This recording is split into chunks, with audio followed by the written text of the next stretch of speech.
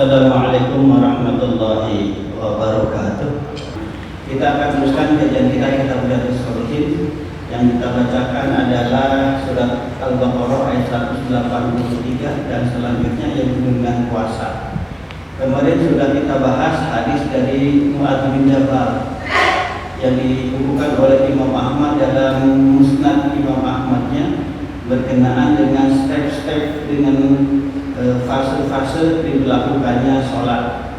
Saya ulangi lagi disingkat ringkasannya, ikhtisarnya, bahwa beliau berkata Mu'adz bin Jabal uhilat as-sholat salah satu ahwalin, bahwa sholat itu berlaku sampai seperti ini itu dalam 3 tahapan. Wa ila siyamu, dan diberlakukan juga puasa salah satu ahwalin 3 kali step langkah. Sedangkan pembahasan kemarin sholat dilakukan oleh Rasulullah sampai sekarang itu 3 tahapan. Pertama adalah begitu datang Rasulullah ke Madinah itu tidak langsung arah kiblat ke Mekah Al-Mukarramah menghadap ke Ka'bah, tetapi selama 17 bulan sholat itu menghadap ke Masjid Aqsa di Palestina. Karena keinginan Rasulullah ingin menghadap ke Ka'bah Al-Musharrafah dalam sholat arah kiblat, bukan menyembah arah kiblat. Ijtihadi kiblat, ijtihadi jihadi sholat untuk menyatukan arah sholat, bukan menyembah Ka'bah. Itu kan maksud kita menyembah hanya kepada Allah, untuk mempersatukan muslimin muslimat supaya tidak kemana-mana dalam arah sholat. Itu dia perjalanan. Maka diturunkan oleh ayat oleh Allah surat Al-Baqarah ayat 144. Jadi selama 17 bulan sholat mengarah ke Masjid Aqsa. Nah, baru tahun kedua setelah 17 bulan menghadap ke Masjid Aqsa ke Mekah Al-Mukarramah. Yang kedua adalah tentang azan. Sebelumnya belum ada azan, jadi saling mengajak saja antar jamaah. Yuk kita sudah sholat zuhur nih, sudah waktunya. Kalau sudah waktu sholat sudah ditetapkan Allah dan Rasulullah waktu-waktunya. Tapi untuk mengajak orang sholat belum berbentuk azan, belum berbentuk azan. Ada yang mengusulkan pakai tambur, pakai beduk, ada yang mengusulkan pakai kentongan, bahkan ada yang mengusulkan pakai lonceng. Nah, suatu hari ada seorang sahabat datang melapor Rasulullah bahwa bukan bermimpi, antara mimpi dengan pendapat. Sebut kalau saya bilang nggak mimpi, memang nyatanya nggak mimpi gitu. Baina wal yaqdar, antara tidur dan terjaga. Ada laki-laki pakai pakaian double, pakai biasa orang Arab biasa, pakai gamis satu, kemeja satu, pakai jubah satu, pakai akhdaran, pakai baju hijau dua-duanya, mengajarkan azan seperti yang sekarang ini.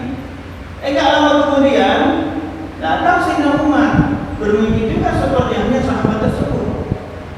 Makanya Rasul bersabda, ajarkan kepada kamu, pada sahabat yang bermimpi kami itu, untuk diajarkan kepada Bilal sebagai muazzin. Karenanya orang yang sedang azan di masjid seperti dengan Bilal. Yang ketiga, ketika jadi masbuk, orang nggak seperti sekarang. Harusnya memang dan harusnya kalau itu nggak sah. Ketika kita mau masuk masjid, imam sudah sholat dan dimulai, maka kita harus ikut dengan imam, gabung dengan imam, sisanya sholat sendiri. Sebelumnya tidak. Begitu datang ke sana, hanya ke sahabat pakai isyarat, ke sahabat kedua kan, ada sahabat dua, dia sholat sendiri Pak, 2 rakaat, nanti tambahnya gabung dengan Rasulullah. Rasul nggak melarang, kan nggak memerintahkan. Tahu Rasulullah seperti itu, datang Mu'adz Jabal sholat. Begitu tahu, tahunya kan dari sahabat itu. Jadi begitu masuk, sholat Rasul sudah dimulai, Mu'adz bin Jabal masuk, beliau ikut Rasulullah sholat. Karena beliau masuk belakangan, begitu Rasulullah selesai sholat sempurna, beliau Mu'adz bin Jabal menyelesaikan kekurangannya. Rasul bersabda, inilah etika sholat yang benar, ikuti apa yang dilakukan oleh Mu'adz bin Jabal. Jadi hati-hati sekali lagi dalam mendefinisikan, menerapkan arti kalimat bid'ah kepada sesama muslim. Sebab bisa saja itu kelihatannya tak dilakukan Rasul, tapi maqasid syar'i, tujuan syariat itu dilakukan, itu telah dilakukan. Seperti apa? Peringatan Maulid Nabi, Isra Mi'raj, Nuzulul Quran, peringatan hari besar Islam. Tujuannya apa? Silaturahim, doa ngaji. Pada silaturahim dan ngaji belajar itu ditekankan oleh Allah dan Rasul Muhammad SAW. Isra Mi'raj Maulid Nabi lebih mudah lagi. Ada SD, SMP, SMA, ada pesantren, itu kan tidak ada jalan Rasul seperti itu. Apalagi pembukuan Al-Quran belum dimushafkan Al-Quran pada zaman Rasul Muhammad SAW. Nah itu step-step tahapan-tahapan sholat. Sedangkan yang kedua, step-step atau tahapan dalam berpuasa ada berapa step sama seperti yang oleh Mu'adz bin Jabal, itu ada tiga step, ada tiga langkah.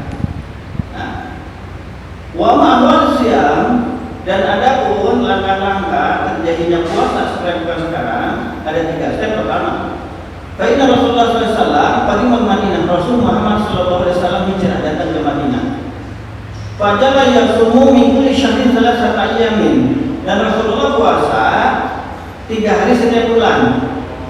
Puasa Asyura dan puasa tanggal 10 Muharram. Jadi sebelum diwajibkannya puasa Ramadan, Rasulullah dan sahabat puasa 4 hari dalam setahun. 4 jenis puasanya. Pertama tiap bulan 3 hari, 13, 14, 15. Ada yang mengatakan tanggal 1, tanggal 15, tanggal akhir.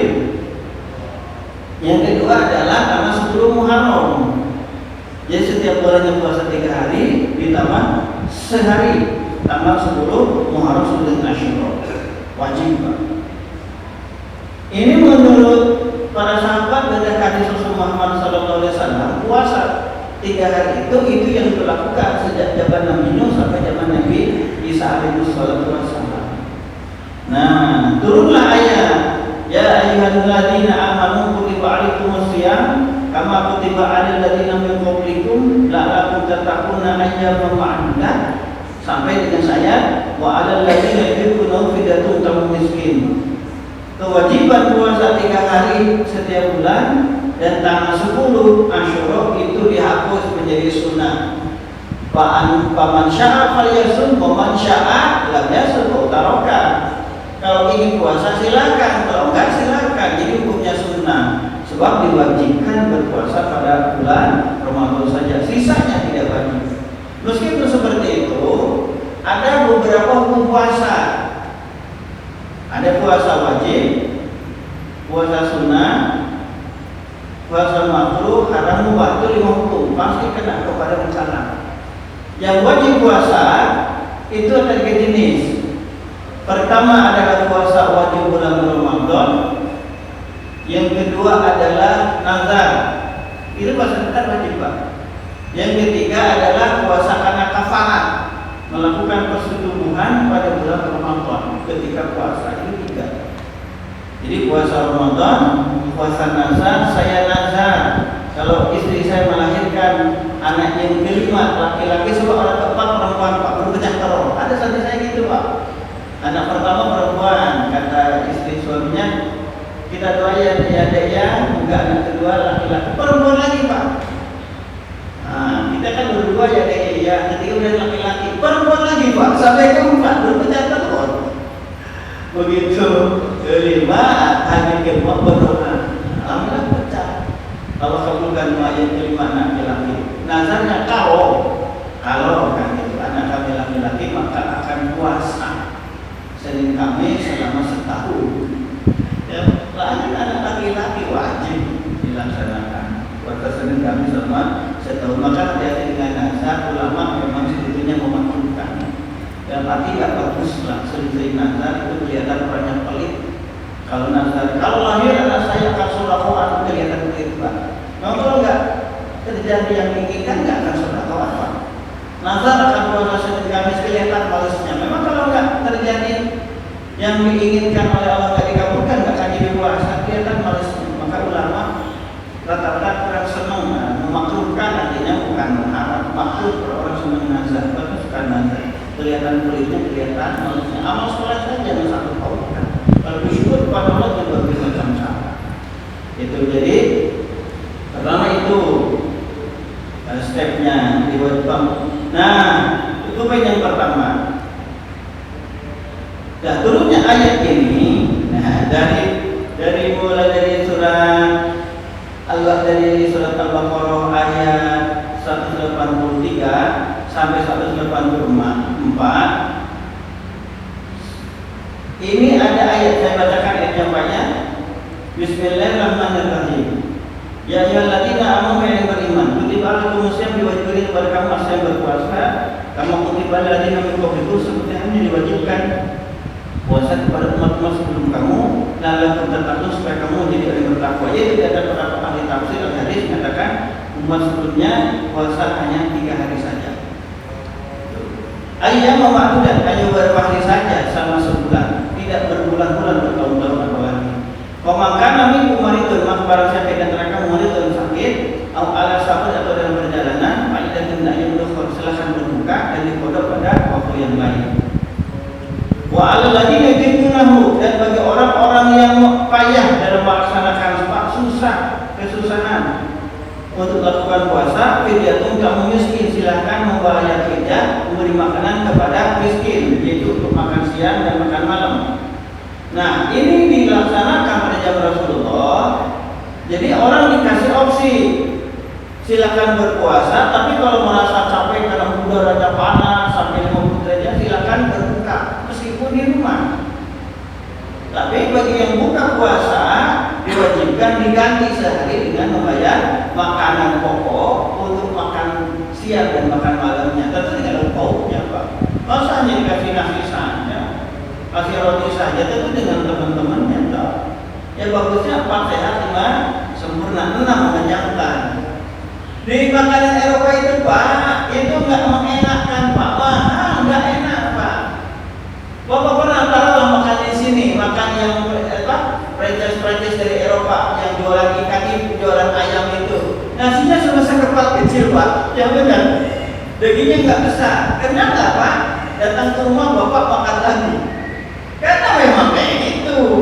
Jadi mengasih makan kepada miskin itu sesuai dengan kebiasaannya. Kalau di sekitar di sini makannya nasi dengan ikan, dengan atau daging atau dengan sayuran, itu yang diberikan.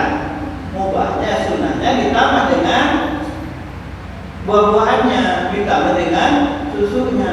Sekali makan berapa di kantin sini atau nasi padang? Di nasi padang misalkan 15.000. Dengan TOP, dengan TOP nggak sunat toh, wajibnya makan dengan air putih. Kalau air putih beli bayar, satu gelasnya kan 500 ya, atau yang misalkan 2.500. Kalau makan misalkan 15.000, plus dengan minumnya 2 kali yang harganya 2.000, 3.500, berarti 7.000 tambah saja, berarti 21.000 minimal. Tergantung dengan makanan makan pokok seseorang, itu tergantung dengan status sosial. Status sosial. Boleh diuangkan? Sebagian ulama nggak memperbolehkan, harus berupa makanan, dikasih berupa makanan. Kecuali kalau jauh misalkan kita mau transfer ke saudara yang membutuhkan, misalkan di Bandung, Surabaya, Medan, itu boleh diuangkan. Tapi uang dipakai itu untuk makan, bukan untuk beli pulsa. Ini yang dikhawatirkan sebagian sebagian ulama tidak boleh diuangkan, sebab khawatir uang tersebut diganti dengan beli pulsa. Mending beli pulsa ini beli apa? Beli koin untuk judi online, game online, beli senjata, kan jadi masalah. Jadi nggak semua kemubahan itu, pendapat ulama itu bisa kita amalkan. Kalau khawatir nyerempet dengan yang dilanggar, lebih bagus itu tidak dilaksanakan. Jadi mayoritas ulama bahkan hampir sepakat, fidyah itu kalau bisa tidak diuangkan, tapi berupa makanan lengkap. Kan gitu. 4 sehat 5 sempurna, 6 mengenyangkan. Itu nggak cukup misalkan hanya makan saja, tapi harus mengenyangkan. Ini jadi pertama adalah tahapan pertama, puasa asalnya 3 hari setiap bulan. Terus sama 10 Muharram datang turun ayat ini, ayat 183 surat Al-Baqarah sampai ayat 184. Yang kedua awalnya adalah ketika ayat ini turun boleh berpuasa, boleh tidak. Bagi orang yang merasa kesusahan, kepayahan, kehausan, lemes ketika puasa, maka diganti dengan hanya membayar fidyah makanan kepada miskin, orang-orang miskin. Itu yang pertama. Yang ketiga adalah, nah ketika ayat selanjutnya turun, tadi kan mubah, Pak, itu dicabut hukumnya dengan apa? Dengan firman Allah dalam surat masih ayat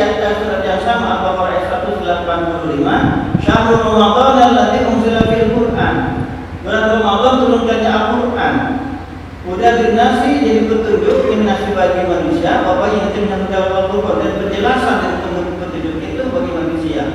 Wal furqan, dan pemisahan antara yang hak dan yang batil, antara yang baik dengan yang buruk. Nah, ayat ini yang menghapus tentang kebolehannya orang yang tak berpuasa meskipun nggak kemana-mana, meskipun nggak sakit, cuma hanya merasa sangat kehabisan, sangat kepayahan. Faman syahida minkum syahra, maka barang siapa di antara kamu yang ada di rumah tidak dalam bepergian, falyasumhu, maka dia harus berpuasa. Pak, tadi kan awalnya boleh asal masa kepayahan, kesalahan kehausan, lemas, berpuasa dengan. Tapi dengan ayat ini semua harus berpuasa kecuali berlakunya tetap wa makana marid, dan barang siapa yang sakit boleh berpuasa, boleh buka puasa. Ini tetap berlaku, tidak dicabut. Au ala safarin, atau dalam perjalanan masih berlaku, tidak dicabut, boleh berbuka puasa. Fa'idatu min ayyamin ukhra, maka boleh berbuka puasa biqadha pada waktu yang lain, yaitu bulan Syawal sampai bulan Sya'ban. Yuridullahu bikumul yusra, Allah bermaksud senantiasa memberikan kepada kamu yusra, kemudahan. Wala yuridukum bikumul usra, dan Allah tidak berkehendak kepada kamu memberikan kesusahan. Bertukmilul iddah, sempurnakanlah puasa kamu selama sebulan semampunya, kan nanti ada yang haid, ada libur bayar. Berbuat haid atau nifas atau yang menyusui atau yang hamil, bepergian atau sakit baru buka puasa, tetap sempurnakan semampunya. Nanti dikodok pada waktu yang lain. Wa tukabbirullaha ala ma hadakum, dan kamu harus mengagungkan kepada Allah atas nikmat telah memberikan petunjuk kepada kamu, walakum tashkurun, supaya kamu menjadi orang-orang yang bersyukur. Itu poin yang kedua. Yang ketiga adalah step yang ketiga yang dijelaskan oleh Muadz bin Jabal. Wa kanu yakunu syurubu yakunu nisa, yang ketiga mereka boleh makan, boleh minum, boleh berhubungan badan dengan istri, boleh bersetubuh malam yanamu, selama mereka belum tidur malam hari itu. Itu repotnya apa? Kita baca saja hadisnya. Fa idza namu, maka apabila mereka tidur, imtanamu, mereka tidak boleh bangun tidur itu untuk makan, untuk minum, untuk bersetubuh meskipun masih malam hari, karena mereka sudah tidur. Summa inna rajulan minal ansor, kemudian salah seorang laki-laki di antara Ansor, yuqulu Sirman, dikatakan nama sahabat itu Sirman, karena yang musliman hatta amsa, dia puasa kan itu sampai maghrib. Kan gitu. Dia bekerja sampai maghrib dalam keadaan puasa. Pada ilalihi, dia datang ke keluarganya, pulanglah sampai maghrib.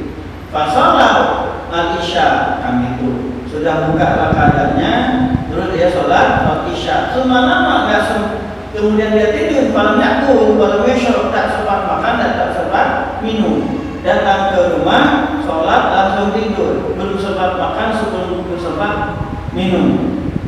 Hatta asbaha, pas iman, sampai dia menjelang subuh pagi-pagi, pas iman, maka dia dalam keadaan puasa esok harinya. Para Rasul, jadi karena ketiduran nggak makan, Pak, disambung lagi dengan puasa hari kemudian. Para Rasul melihat Sirman tersebut, waqad jahdan syadidan, kelihatan sangat payah, sangat kepayahan, sangat kecapean, lemas. Maka lama di arah kapan jahil dan mencari. Aku melihat kamu dalam keadaan benar-benar lemas, gitu, dengan payah, susah. Tolak. Menjawab Sirman, ya Rasulullah, ini amil tu amsi fajitu hina jitu fa'aqitu nafsi fanimtu. Ya Rasulullah, aku bekerja sampai sore. Begitu ke rumah aku tidur. Fasbatu hina asbatu, kan gitu. Sehingga aku bangun pagi dalam keadaan lagi berpuasa. Jadi nggak sempat makan minum karena tidur. Bahkan Umar pun berdosa minan nisa, ba'da nama. Umar bin Khattab itu bersetubuh dengan istrinya, dan istrinya pada sudah tidur. Jadi kisahnya yang saya ceritakan kemarin, setelah buka puasa, kan gitu, setelah maghrib, sehingga Umar itu ada meeting Rasulullah. Pulang setelah tarawih, ternyata istrinya sudah tidur. Bahkan dari rumah, kita main, kita kopi lembut, katanya saya sudah tidur. Kata saya, waktu rumah kamu belum tidur. Dan gitu. Sebab laki-laki itu syahwatnya itu tidak mengenal waktu, juga mengenal usia. Makanya harus kerja kepada istri, harus jadi solehah. Kan itu. Kalau ditahan-tahan, kalau ditolak permintaan suami untuk berhubungan badan setubuh, itu termasuk dosa besar. Tidak Allah terima amalan sholatnya, tarawihnya, tahajudnya, sampai si suami itu mengampuni. Dan suami pun harus berlapang dada. Kan? Jangan sampai istri yang kita cintai, yang dicintai itu mendapatkan muka dari Allah Subhanahu Wa Taala, muka juga dari para malaikat. Nah, bukan cuma Umar bin Khattab, sahabat yang lain pun seperti itu, nggak kuat, kan gitu. Nah, tidur, setelah tidur dia berhubungan badan, terjadilah seperti itu. Nah, bahkan Nabi datang kepada Nabi Muhammad Sallallahu Alaihi Wasallam itu dan sahabat tersebut, kalau zalika kronologis terjadinya seperti itu pelanggaran. Bersetubuh pada malam hari pada sudah tidur, itu larangan sebelum. Dan itu larangan-larangan itu berlaku pada umat-umat sebelum Rasulullah, yaitu pada zaman Nabi Nuh alaihissalatu wassalam, syariat yang oleh Nabi Nuh sampai Nabi Isa alaihissalatu wassalam. Akhirnya Allah memberikan ayat di dalam surat Al-Baqarah ayat 187. Uhilal lakum dihalalkan aku bagi kamu wahai mukminin lailatas siyam bermalam hari pada bulan Ramadan al-fasu ila nisaikum bersetubuh dengan istri-istri kamu. Kunna libasul lakum, istri-istri kamu adalah pakaian kamu, waktu libasul lahum dan kamu pakaian bagi mereka. Alimallahu annakum sesungguhnya Allah mengetahui sesungguhnya kamu kuntum tahtanul berat. Kan itu aku sebut dari kamu sendiri. Fataba alaikum maka Allah menerima taubat kamu, muafa'akum dan memaafkan kamu. Kan terjadinya pelanggaran tarifah, pelanggaran tadi. Fal ana basyiruna, maka sekarang silahkan pergaulilah, bersetubuhilah istri-istri kamu. Wabtagu maka taballahu lakum, carilah apa yang Allah tetapkan bagi kamu.